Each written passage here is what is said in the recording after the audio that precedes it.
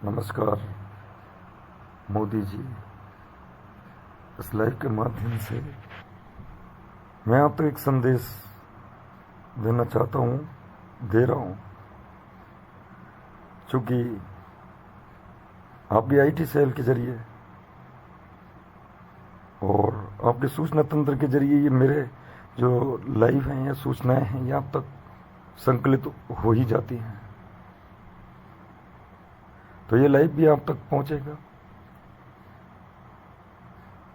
भाइयों, आप सभी लोगों ने मेरी डिस्क्रिप्शन पढ़ी होगी।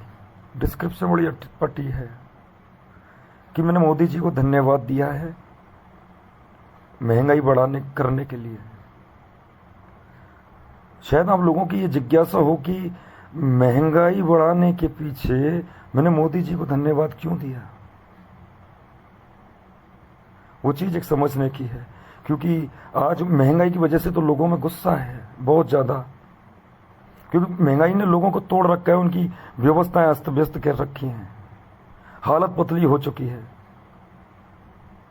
इतनी महंगाई होने के बाद में मैंने महंगाई बढ़ाने के लिए मैंने मोदी जी की तारीफ की, और आपकी कसम, ऊपर वाले की कसम, ईश्वर की कसम खा के मैं ये बात बोल रहा हूं कि मोदी जी धन्यवाद महंगाई बढ़ाने के लिए। तो शायद आपको मेरी इन बातों को सुनकर कुछ हर्ट को ठेस लग सकता है, मैं समझ सकता हूं, लेकिन एक बात जो समझने की है वो ये कि महंगाई बढ़ने का मतलब है जीवन स्तर का ऊंचा उठना।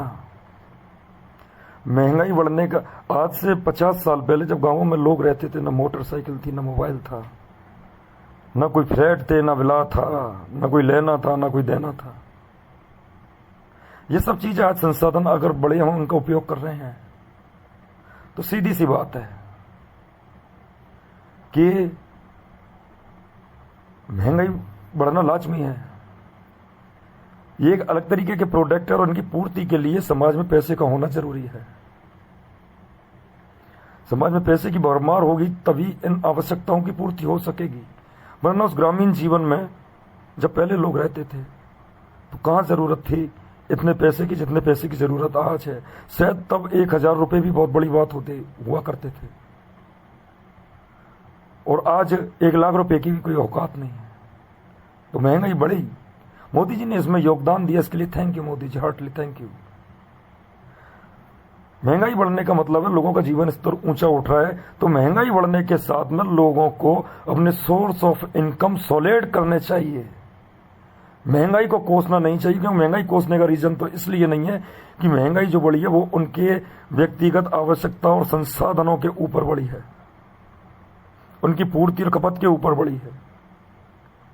जब वो बढ़ी है, उनके उपयोगकर्ता ज्यादा हो गए और उनकी जो प्रोडक्शन कैपेसिटी है वो कम हो गई, तो महंगाई बढ़ी है, मान सकते हैं। आपूर्ति के लिए बाहर से अगर हमको ये क्रय करना पड़ेगा तो महंगाई बढ़ेगी, क्योंकि अब वो जो उत्पादन है उस उत्पादन से कहीं ज्यादा खपत है, तो महंगाई बढ़ना लाजमी, मैं समझ सकता हूं।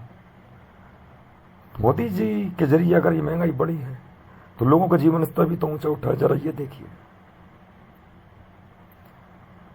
अब महंगाई बढ़ने के साथ में लोगों को अपना सोर्स ऑफ इनकम बढ़ाना चाहिए था, तो सरकार को भी ये चाहिए था कि जब वो महंगाई इस लेवल पर जब पहुंची तो लोगों के सोर्स ऑफ इनकम बढ़ाने की जो भावना है वो बढ़ेगी। तो सरकार को ये चाहिए था कि आम आदमी के सोर्स ऑफ इनकम बढ़ाने में सरकार मदद करे। ये सरकार का नैतिक धर्म था और राजधर्म था, और इसी राजधर्म की पालन के लिए मैं मोदी जी से कह रहा हूं, और शायद यही शब्द अहमदाबाद में मोदी जी से अटल बिहारी वाजपेयी जी ने एक विशेष इवेंट के समय कहे थे। वही शब्दों की क्रियान्विति आज इसलिए हुई क्योंकि एक यही तो वो शब्द हैं जो इस वक्त ये बिल्कुल फिट और फैक्ट बैठते हैं। शायद मोदी जी के दिमाग में ये बात घर कर जाए और उनको अपने गुरु की ये बात याद आ जाए।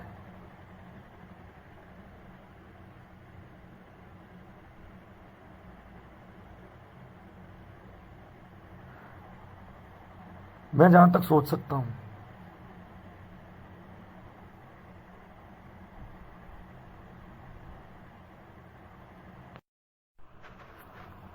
शायद राजधर्म पालन करने वाली बात जो मैंने अभी कही थी अपने लाइव में, तो राजधर्म का पालन कैसे होता है इस सरकार के जरिए? वो ऐसे होता कि जब महंगाई इस सरकार ने बढ़ाई तो सोर्स ऑफ इनकम पब्लिक जब बढ़ाने में लगी थी तो पब्लिक का साथ इस सरकार को देना चाहिए था। सोर्स ऑफ इनकम पब्लिक के बढ़ाने में कंधे से कंधा लगाकर इस सरकार को साथ देना चाहिए था, मगर सरकार ने किया बिल्कुल इसका उल्टा। सोर्स ऑफ इनकम को घटाया और सोर्स ऑफ इनकम घटते चले गए। सेक्टर्स निजी सेक्टर्स में तब्दील होते चले गए। निजी सेक्टर में तब्दील होना कोई बड़ी बात नहीं है, जॉब तो निजी सेक्टर में भी मिलता है, लेकिन निजी सेक्टर को संपूर्ण प्रभुताशाली बनाना इसलिए गलत हो जाता है क्योंकि फिर उसमें निरंकुशता पनप जाती है और शोषण यहीं से जन्म लेता है। और जहां पर शोषण होता है एक दीर्घकालिक समय तक, वहां पर फिर क्रांति का उदय होता है। और इन परिस्थितियों में आम जनजीवन, आम इंसान का जनजीवन मुहाल हो जाता है। तो सीधी सी बात है, सोर्स ऑफ इनकम पब्लिक के बढ़ाने में मोदी जी सरकार को साथ देना चाहिए था, मगर मोदी सरकार ने ऐसा नहीं किया। जनता दिन पर दिन गरीब होती चली गई और इसी बीच में अखबारों में और टेलीविजन पर चारों तरफ ये ऐड आने लगे देश के अखबारों से और विदेशी मीडिया के जरिए कि अडानी बर्ड के दूसरे नंबर के धनाढ्य व्यक्ति बन गए, तीसरे नंबर के, पांचवें नंबर के, पता नहीं कौन से नंबर के, पर यह पता है बर्ड के टॉप मोस्ट व्यक्तियों में अडानी की गिनती होने लग गई और आंकड़े ये चीख चीख कर बताने लगे, आंकड़े कि मोदी की संपत्ति, कि अडानी की सॉरी मोदी ने, अडानी नहीं, अडानी की जो संपत्ति है वो आज से इतने वर्ष पहले इतनी थी और आज इतनी है। उसमें क्या ग्रोथिंग हुई? तेजी से लोनों की माफी। ये क्या तमाशा है? ये सब पैसा मोदी जी उस देश की जनता का है जिस जनता ने आप पर, आपके इमोशंस पर, आपके आंसुओं पर, आपकी परिस्थिति पर, आपकी गरीबी पर, आपकी बदहाली पर और आपके प्रेम पर और आपकी बातों पर भरोसा करके आपको जो चुना था ना, और ये समझा था कि सुरक्षित हाथों में हमारा देश अब चला गया है, हमारा हुक्मरान, हमारी रक्षा करने वाला अब इंसान आ गया है। क्योंकि आपने यही तो सब जवाब दुनिया को दिखाए थे मोदी जी कि मैं खुशहाली ला दूंगा, अच्छे दिन आएंगे। गरीब को एक सपना दिखा दिए थे कि 15 लाख आपके अकाउंट में आएंगे। अब गरीब तो बस उसी इमोशन में, उसके बाद में गरीब ने देखे फिर आपके आंसू, उन भावनाओं में वो बह गया। फिर देखा आपका चाय की दुकान वाली किससे, ये सारे इमोशंस हो पब्लिक समाज के, भारत वर्ष की जनता के बीच में जब ये गए, लोगों ने आप पर भरोसा किया, गरीब का बेटा है, समझेगा दुख दर्द और बनेगा हमारा मसीहा। समस्या तब हुई कि इस सारे देश के लोगों का धन धीरे धीरे शने शने खिंच के और अडानी जी के पास में, मैं ये नहीं कह रहा कि चला गया, लेकिन देश गरीब होने लगा और अडानी अमीर कैसे होने लगा, ये एक सोच का विषय बन गया। सारे देश में भुखमरी फैला के एक आदमी को धनाढ्य बनाना एक समझ से बाहर की बात है।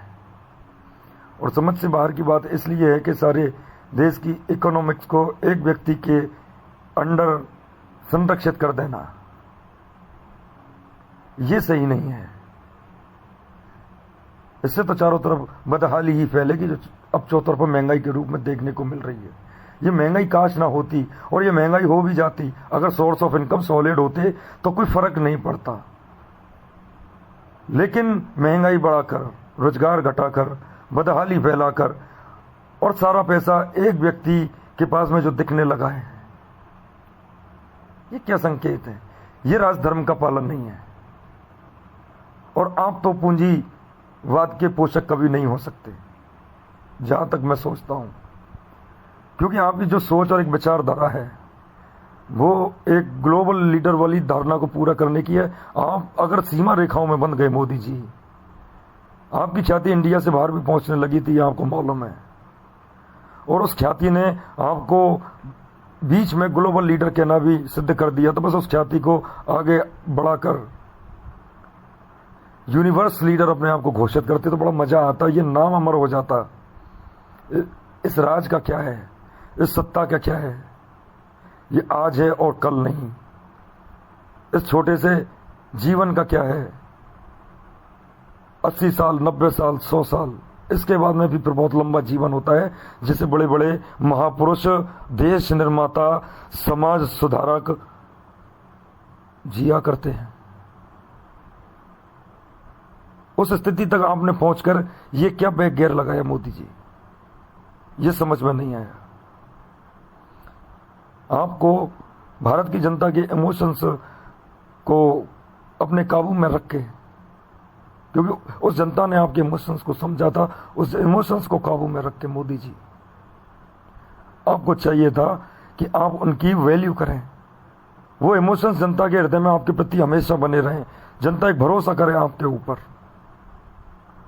आपको उन चीजों को बहाल रखना था, लेकिन आपने उस इमोशंस के बदले दी ये महंगाई, ये बदहाली, ये बेरोजगारी, ये चौतरफा, ये परेशानी है।